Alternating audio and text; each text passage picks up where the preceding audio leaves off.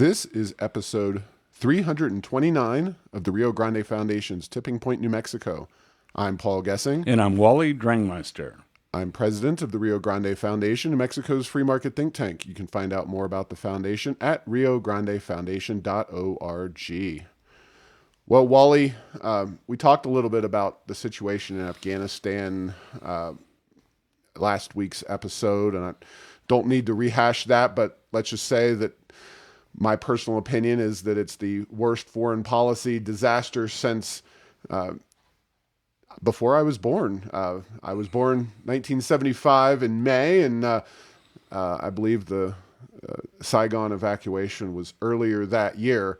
But in addition to kind of a rough week for the nation, it was a very difficult week for folks here in Albuquerque from a violence situation. Of course, it started out with the previous Friday, a young man at a local school in middle school, 13-year-old, being killed by another student with a weapon. But last Thursday, 4 police officers were shot. Thankfully, it looks like all of them survived in the Northeast Heights off of Juan Tabo Boulevard.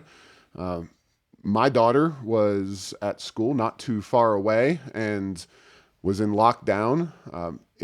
I've watched and listened to some of the footage from that particular event, and it is just crazy how much weaponry was brought to bear for what, as I see now, yes, this guy came from California. He was 27 years old. He had a felony.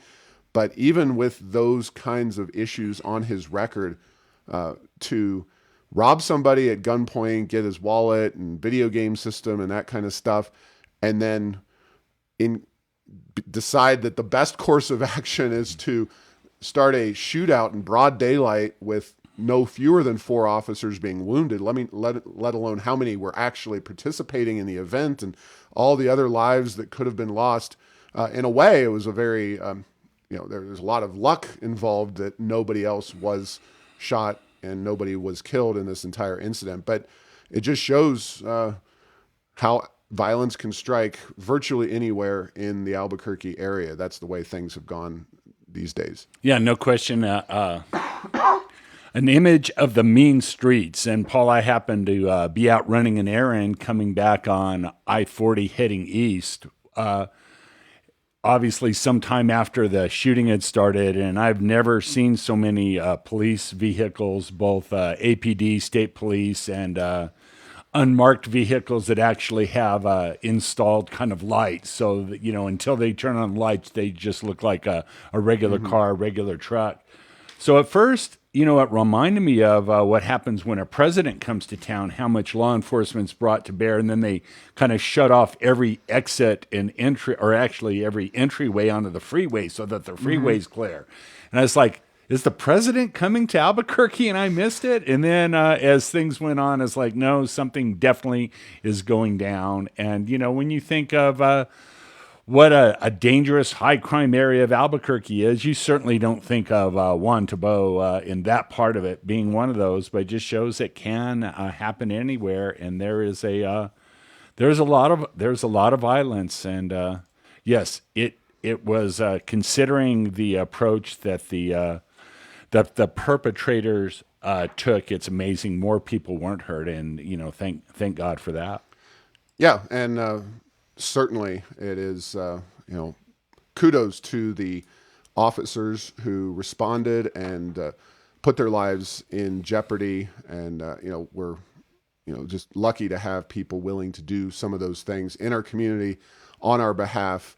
They deserve all the praise. And while we've been critical of Tim Keller on this program, and especially the crime issues in our city, it doesn't appear that this is one that was directly related to anything that happened locally. I can criticize California and their policies, which are philosophically in the same vein as Mayor Keller's, for being so lenient with a felon and letting them out essentially on time served. As I read the Albuquerque Journal article about this individual, I just hope our judiciary and our system keep this individual locked up for a very, very, very long time.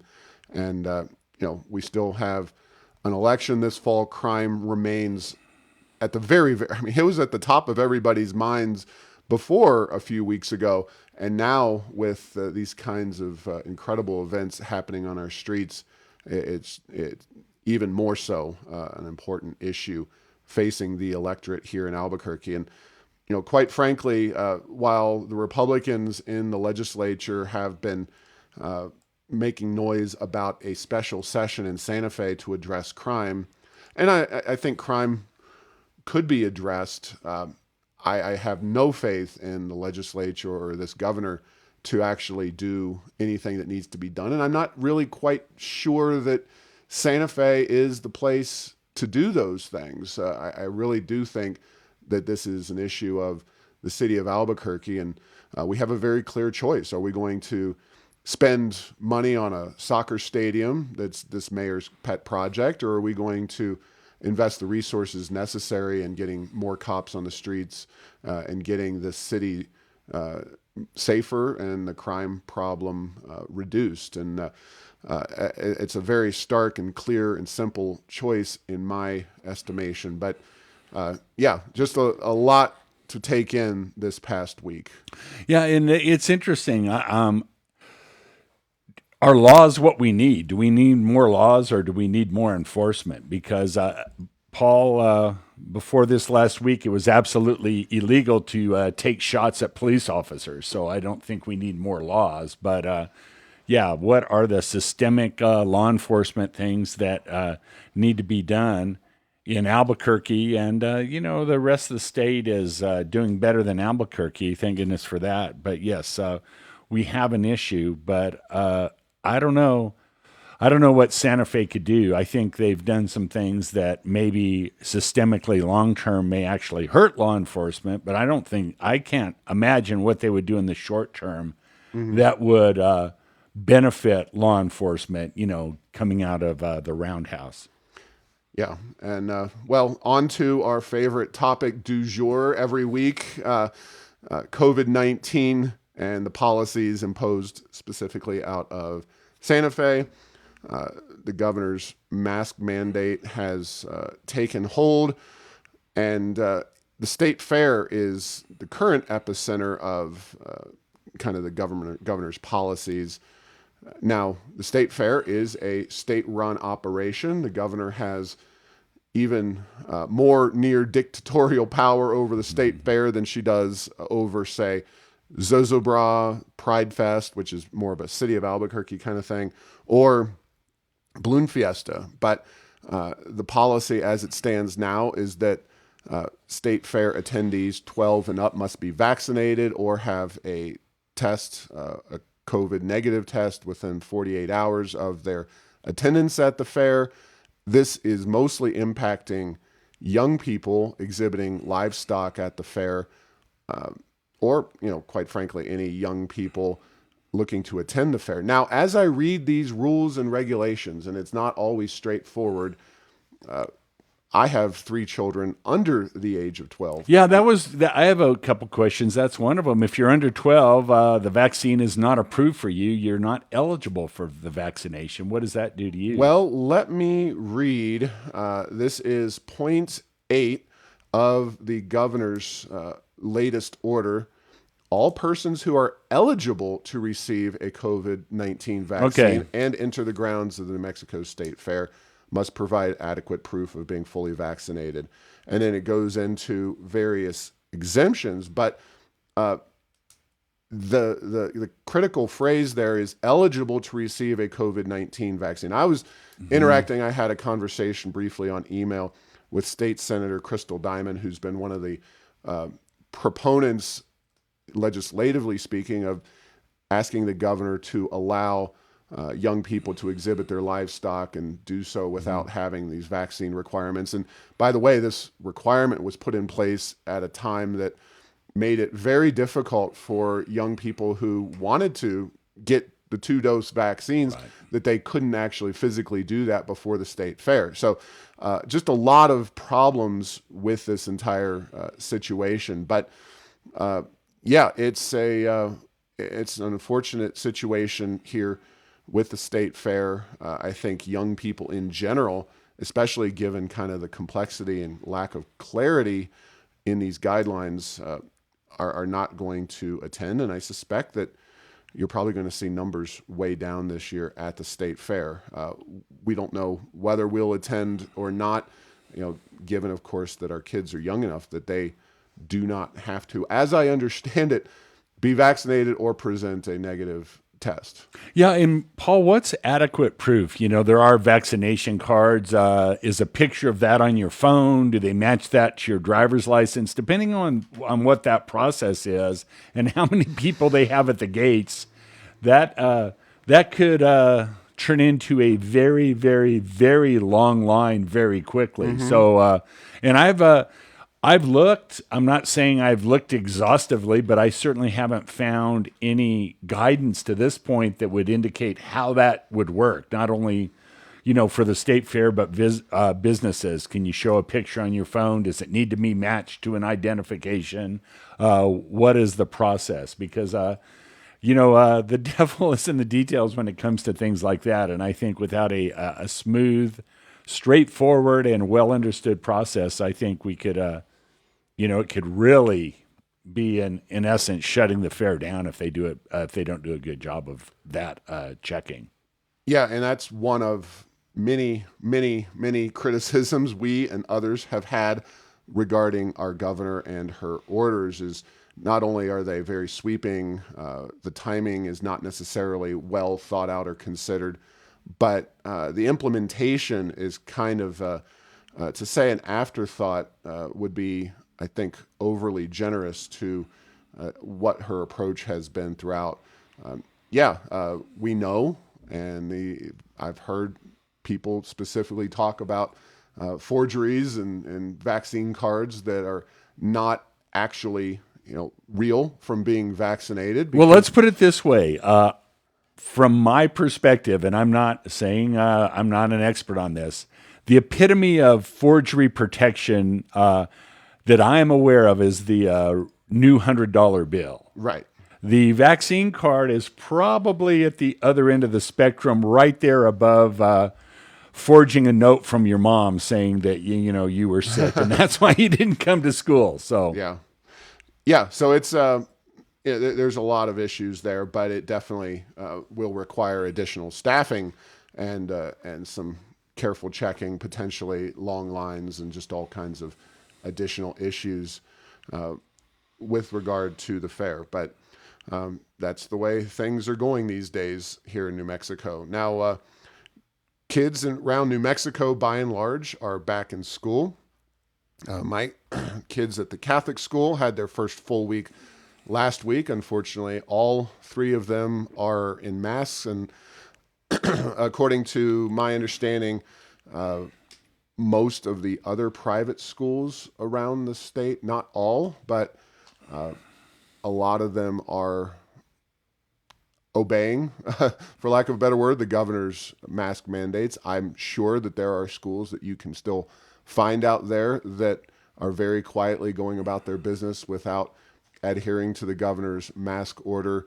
But most of the mainstream, well-known, larger schools, certainly here in Albuquerque, now that could not be the case in other parts of the state, are adhering to the mask mandate, which, again, we've talked about extensively, is unfortunate. But I'm not here to talk just about mask mandates. I am here to talk about the challenges facing our school system. We talked about how KOB TV reported and the Legislative Finance Committee studied, analyzing the amount of time lost last year. And they say that New Mexico students have fallen anywhere from 6 months to 2 years behind in terms of their academic progress. New Mexico students lost more time already trailing their peers in other states than almost any other state in the country. And there's huge problems. Now, Ryan Stewart, on his way out the door last Friday, said, gee, I really tried to get districts and get them some money to do some kind of outdoor option for learning. But they wouldn't take it, according to the outgoing secretaries. That's the story I read. That's what we understand. And, you know, I'll just say this. I think that if you had a full court press, the issue embraced by the governor, and had that conversation while this was all in flux last year, we might have had some more innovative approaches. But the districts didn't seem to care. They're getting not just the money they were before, but they're going to get much, much more money. And it was never contingent on them actually educating students. They get the money regardless. So it really comes down to the political leadership, which is not Ryan Stewart. It's actually the governor. And if the governor said, guys, we need to get kids in classrooms and or in outdoor settings, I think you get a lot more saluting and going along with things at the district level. But this governor, I think it's almost like Ryan Stewart mailing that letter or putting that message in a bottle into the future. Like, hey, throwing it into the ocean, and hopefully it'll be read by someone. This was my complaint about the governor. She didn't do this particular thing. I'm sure if you sat down and talked with him and he was honest, maybe in a couple of years, he would have a lot more to say about the matter. But I just get the impression that there is a bubbling cauldron of some discontent there, that he just wanted to throw that little message out. But go ahead. No, and it's interesting. You know, we've talked about the evidence for masks and lack thereof, and the last week I've come across a couple of articles and studies. One that is by the Journal of the American Medical Association. That makes it sound good, but it's the most anecdotal meta study you'd ever want to see, you know, so it's certainly not your kind of double-blind study or anything else indicating maybe masks help. And another one that goes the exact opposite direction, another study. But in that particular one, without much citation, they did talk about how ventilation is a very important factor. And, you know, certainly being outdoors, it's sort of come to be, I don't know, I hate to say science, if not, it's COVID folklore that you don't get it outside. And so if there's a lot of ventilation, whether it be inside or outside, it sounds like that's a good thing. School districts, they are not, the public schools, for lots of reasons, are not the places that take on experimentation in small ways. You know, it's one of those without a mandate.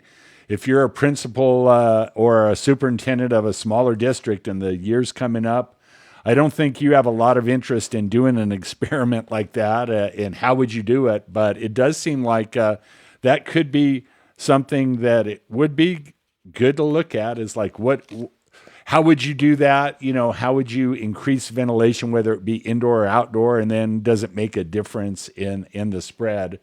These are all good questions, but it doesn't sound like in New Mexico we're going to get to know the answer to those anytime soon. And so I certainly applauded the idea of that outdoor, taking a look at that. But like you say, I don't think that's going to happen anytime soon. Yeah, well, I did note in the opinion piece that several districts had at least some school closures as of this year already. Rio Rancho, Carlsbad, Los Lunas, and Roswell were temporarily virtual. And something that I noticed, or an article that I ran across after I'd already written the op-ed, there's so much coming out about the education system. This is from, it's Yale News, but the actual study is from the National Bureau of Economic Research, which says that children living in the poorest 20% of U.S. neighborhoods will experience the most negative and long-lasting effects of school closures. For 1 year of school closures will cost ninth graders in the poorest communities a 25% decrease in their post-educational earnings potential, even if that lost year is followed by 3 years of no normal schooling. So that is a clear indicator.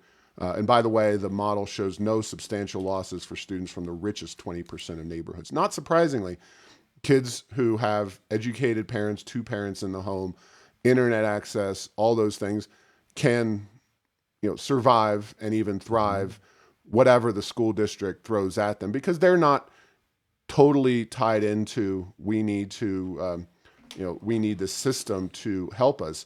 It is the lower income and the poorest kids who are really losing out. And we know that if there's an epicenter in America, perhaps outside of Mississippi or parts of Appalachia, New Mexico really has poor kids in spades. And so these school shutdowns are even more harmful to New Mexico students than most. So it really is something that needs to be discussed and addressed. But again, you don't see a great deal of media attention being focused on it. And certainly the governor is not inclined to bring it up, nor have her subordinates. I mean, Ryan Stewart threw out this lovely idea of the outdoor learning model, but only on his way out the door. We've talked about educational attainment a lot on our part of the podcast, and you've certainly had guests over the years doing it. Where New Mexico is before COVID was disastrous. And boy, as you point out very specifically, it's not gotten better. Mm-hmm. And Paul, let me just say, I hate when people say, oh, we need a moon launch, or we need a Marshall Plan, or we need the even worse, blue ribbon commission to study this. But I really do think that it's justified. This is, in terms of something that is going to be impactful on so many students in New Mexico is, a weekly call on how we're doing on education. I would be for that, mm-hmm. As much as I never really did like any of the politicians' weekly calls on the COVID. I thought, I'm not saying they shouldn't have had any, but man, what about that kind of focus on education? Because we are, when we started close to last place and have now fallen further behind, what does that say? And as you say, if that number's right, and some of these statistics are easy to throw out there, and we'll know years from now. But if that's anywhere close to true, just think about what reducing lifetime earnings for a person is when they're already struggling and probably not on the upper echelon, the upper reaches of what their potential earnings would be, and what that just does to the quality of life for the students of New Mexico who will one day be the working citizens of New Mexico. It sounds like they're being set up to be the working poor of New Mexico. Absolutely. Yeah, definitely a real concern for everybody in our state. The Pfizer vaccine has been approved by the FDA for adults 16 and up. This is definitely big news on the COVID front, although in real terms, I don't think it's going to have much of an impact on distribution of the vaccine, mandates for the vaccine. It's already being treated by all interested parties as if vaccines were fully approved. So it's more of a milepost, if you will. I do think the interesting thing here is that the FDA acted in essentially a year and a half to fully approve a vaccine, which feels really slow. I think a lot of people have been waiting for the last, say, 6 months, 3 months at least, for the FDA to finally act. They finally have acted, and now that particular vaccine is fully approved. But when it comes to a lot of other treatments, it takes a decade or more at the FDA. So not everybody's got a COVID-sized emergency in their back pocket to say, FDA, you got to move faster. But I do think that maybe there's going to be a reconsideration of the Food and Drug Administration's ability to act in a quicker manner on the latest new cancer drug or some other important treatment that we want as a society. And so anyway, it's an important news story. Any thoughts on Pfizer's vaccine? Well, I think it probably provides lots of cover, particularly in the private sector, for requiring it. When it was experimental status, lawsuits like that can take decades. Speaking of things that take a long time to unwind, but now that it's approved, the other issue is that lots of things have been approved by the FDA that are then later unapproved. Haven't worked out right. Yeah, when long-term effects and impacts that aren't well understood. And so, yes, I do think it's a relatively big thing. Just for what it's worth, that was the vaccine I had, and so, in the words of "Oh brother, where art thou?" I'm bona fide. I've got a an approved vaccine. We'll see. I would imagine that the Moderna wouldn't, and Johnson and Johnson may not be far behind. But again, what can be given by the FDA with more data over the long term can also be taken away. So don't think that it's not unprecedented, particularly something this new, this important, and this widely used to have some issues, and we'll see how it all turns out. Yeah, and I just from hearing the people that I interact with online, there's a fair number of vaccine skeptics, some passionately so. I don't think you're going to convince a lot of folks who are vaccine skeptics at this point that they should run out and get the vaccine. It's just the discussion has been had for so long. I mean, President Trump, who by all accounts led the charge to get these vaccines developed so quickly, removed a lot of the barriers and enacted a lot of the policies to move things forward. Yes, the drug companies are the ones that actually achieved the success, but there are a lot of Trump people out there who think that the vaccine situation is Trump's worst policy failure, worst thing that he's done. And I reference that simply because President Trump was at one of his outdoor rallies former President Trump was at one of his outdoor rallies over the weekend, touting the vaccine, saying people should get it. And he was getting booed while he was saying that, which Donald Trump does not get booed by his adoring fans at those outdoor rallies very often. And he couched it all within a framework of individual liberty, and it's ultimately your choice. But it's noteworthy whether you are pro-vaccine or anti-vaccine or somewhere in between. Yeah, and along those same lines, I actually did see a news report to the effect that the one you just mentioned. The other thing, I watched a YouTube video of the major Democratic politicians talking about how they didn't care if the CDC and the FDA gave tentative approval back when Trump was president. Right. We need to keep an eye on it, and we need to make our own assessment. And as like Cuomo, then presidential candidate Biden, and vice president candidate Harris, and others. So it's interesting. Everyone says, COVID shouldn't be political. Well, I've not seen that to this, and that puts a really stark reminder on it. The other thing that is interesting is that, when you're the new president, you can go out of your way to blame the old guy for any policy, but that's not one that the Biden administration has done. They own the vaccine, good, bad, or indifferent right now. That's one of those they in no way sought to distance it. It turned from the Trump vaccine to the Biden vaccine very quickly. He took that, he owned it, and again, not that the politics is the most important thing in this, but it actually impacts how things happen in terms of who gets it, what happens when there's problems, and what happens going forward. Yeah, and the politics are truly funny because, yes, you're right. Biden has embraced the vaccine full on, while Trump not distancing himself, but definitely not as embracing as Biden for sure. And so it's been kind of one of those things that the two sides have kind of agreed upon.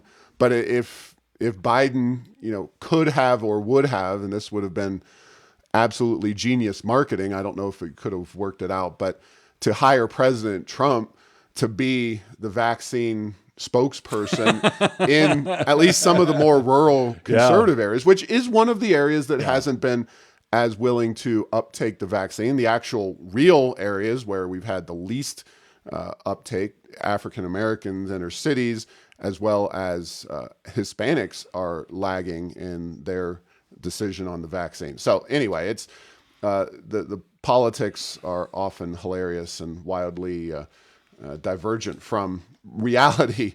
Now, one more COVID-related point is the White Sands Balloon Festival and Music Fest down in Alamogordo has been canceled for yet another year. Now, we're still expecting the Balloon Fiesta here in Albuquerque to move forward. The question is whether vaccines will be required. And we had Pride Fest this weekend here in Albuquerque, no vaccine mandate. Of course, that's not a state event. You got the state fair with the vaccine mandate and the mask mandate inside to boot. Then you've got Zozobra, which is going off in Santa Fe, albeit with a lower number of attendees, and they caved to require the vaccine. They originally said they weren't going to, but this is a direct quote from the Las Cruces Sun News. Due to COVID restrictions recently implemented by the state of New Mexico, the Albuquerque Center of Commerce believed it impossible to hold a successful event and fully comply with the governor's COVID-19 mandates. That's from the Alamogordo Chamber's own website, their press conference that was released to the Sun News. Now, I talked to folks down in Alamogordo, and I understand that there are multiple facets of this issue, and I'm not sure exactly who's making the decisions and why, but one of the launch points for the balloons has been on White Sands Missile range. No, not the missile range. The monument. Oh, White Sands National Monument. Yes. But that is now a park.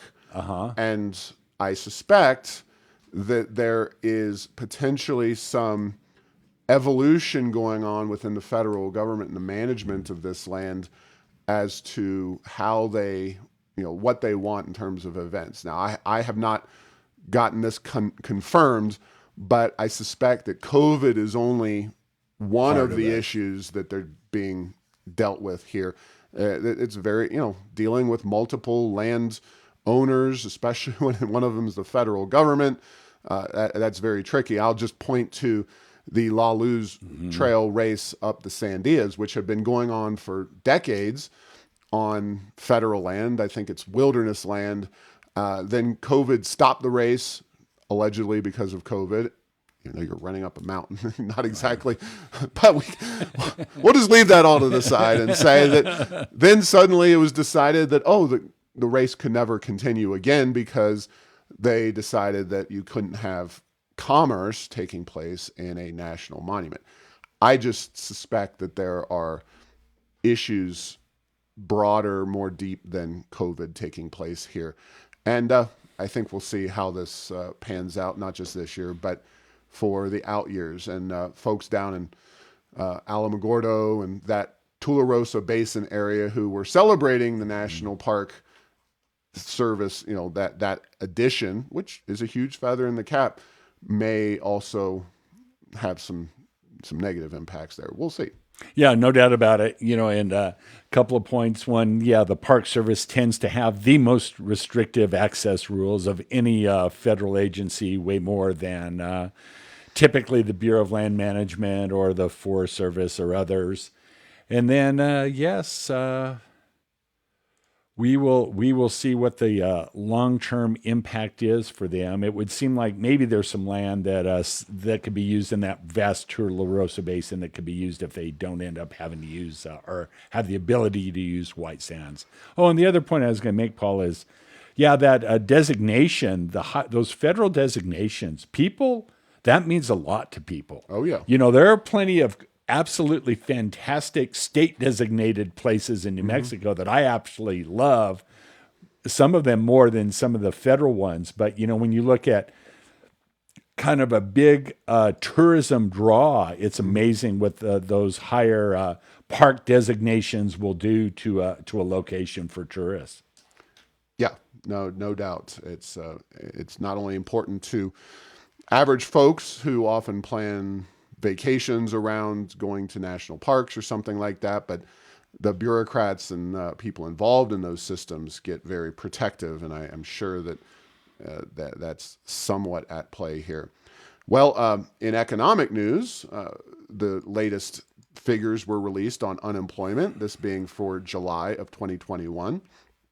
New Mexico's rate moved down from 7.9 to 7.6%. And I would say that July is kind of an inflection point here. It'll be very interesting to watch. We've, of course, had numerous inflection points with regard to COVID and management of economic, policies under COVID. But I think July is the last normal month in New Mexico. We're seeing further restrictions in August, and it'll be interesting to see whether the unemployment rate starts to tick up again. We are tied in this July data with New York and California, which is very fitting that New Mexico, this impoverished, resource-intensive state, yet we model our economic policies on two of the most far left-wing, with huge industrial bases and economic bases in the private sector, New York and California, and yet we think we, as in too many voters and the elected leaders of New Mexico, think we can govern ourselves just like New York and California.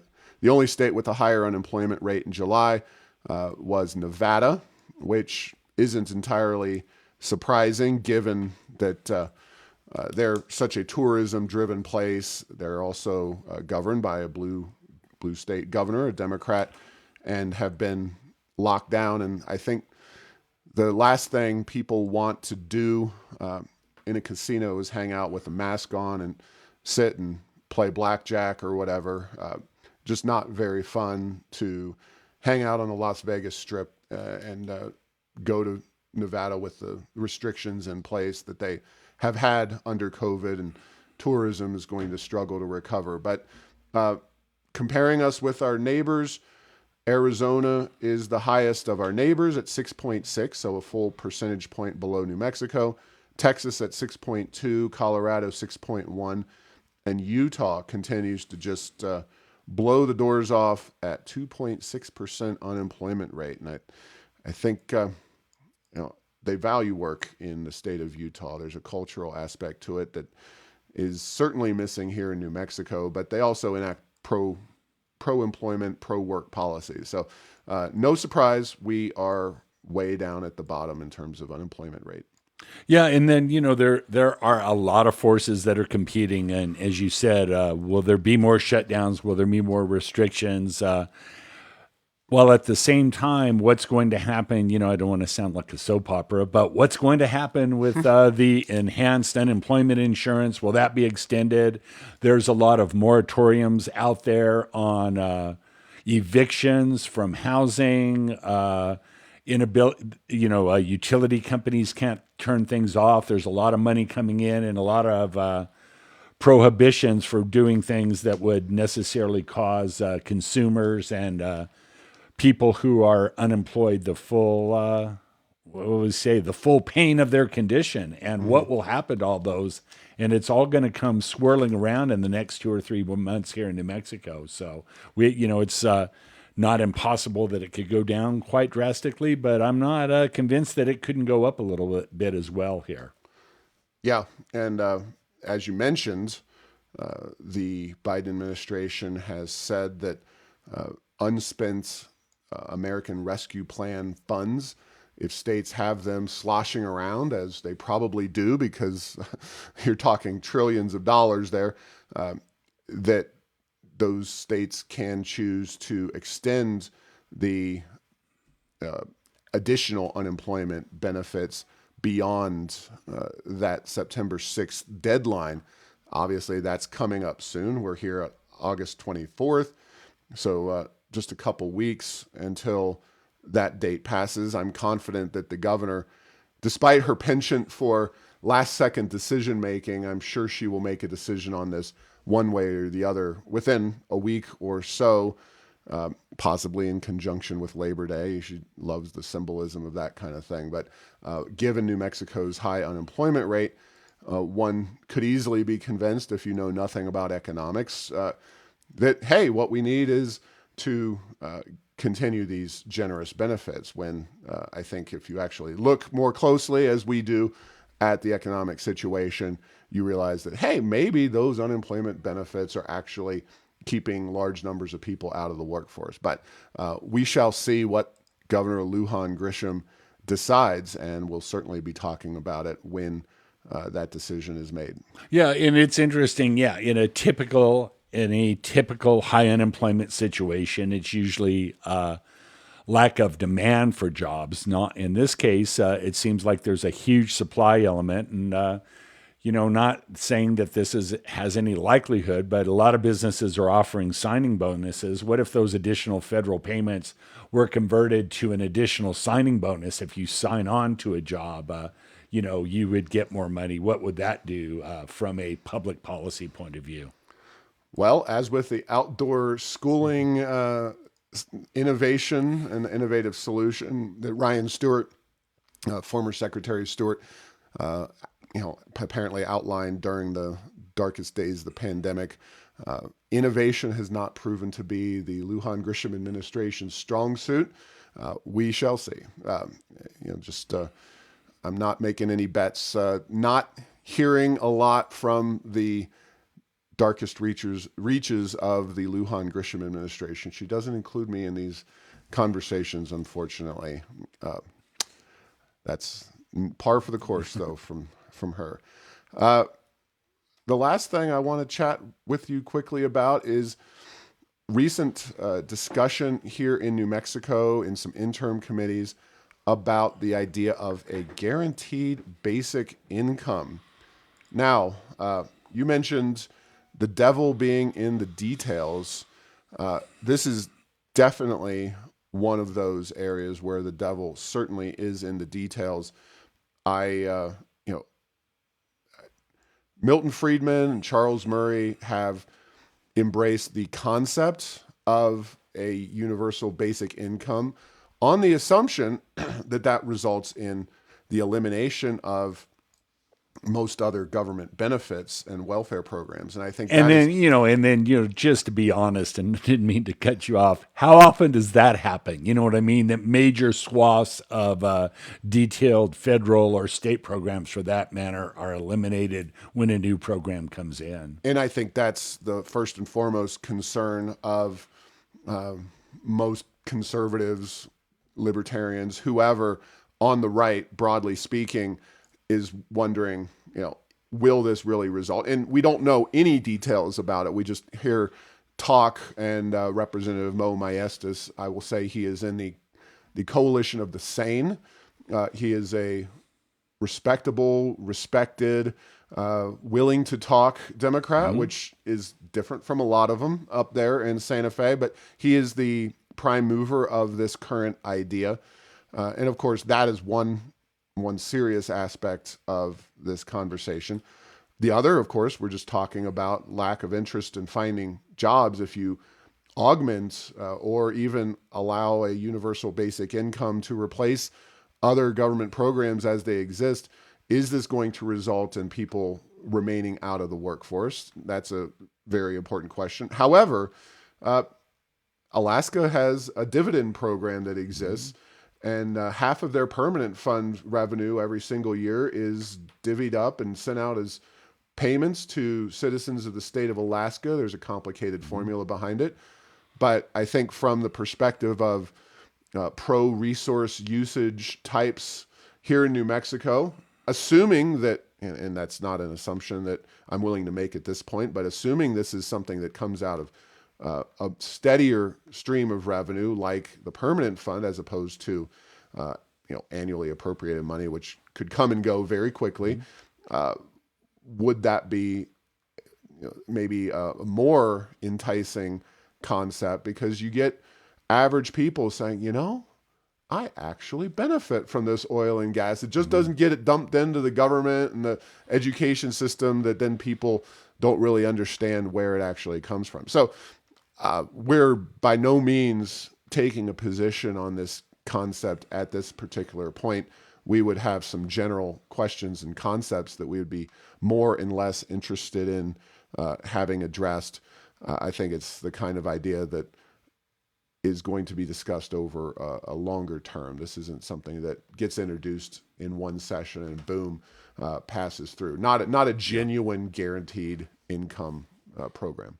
Yeah, and this is very, very interesting. You know, you could argue, and I've had this discussion with some people, that some of the COVID programs have, at least in the case of New Mexico's, maybe an indication that this is not a wonderful thing. It discourages people from being employed and gainfully employed. But yeah, the unintended consequences potential is vast, and that's why I think it's while not a bad idea, man, I would certainly want people to think through the impacts of putting this, and then some of the secondary impacts, and have a way to address that should it actually turn out to be a horrible, horrible idea. So, just a real quick anecdote. I worked early in my career at a public accounting firm, and did some tax work for some of the some very affluent families. And when the matriarch or patriarch would pass away, there'd be some huge distributions of money. And one of the partners said that his observation over the time is that when this money was given out to the heirs, particularly the younger ones, it never changed the direction of their life. It just accelerated it. Mm-hmm. So if their life was going good and you dump a lot of money into it, their life will go better more quickly. I wonder about this. So, if you're forced to go and sell your food stamps 50 cents on the dollar to get money for drugs, and now they give you cash, you don't need to go do that. Will you just buy more drugs? I mean, that's an extreme example, but there are a lot of considerations that money always doesn't make things better. And, very interesting. And if they would cut a program or do away with a new one in, I think it would be much more likely to be something that I think would at least should be considered. All right. Well, we will leave things there for this week. Thanks for listening to this week's episode. Find all episodes at tippingpointnm.com or at the Rio Grande Foundation's YouTube channel. Subscribe to this show at Apple, Stitcher, or have your Google Home play Tipping Point New Mexico. Thanks to Path 3 Marketing for producing this show.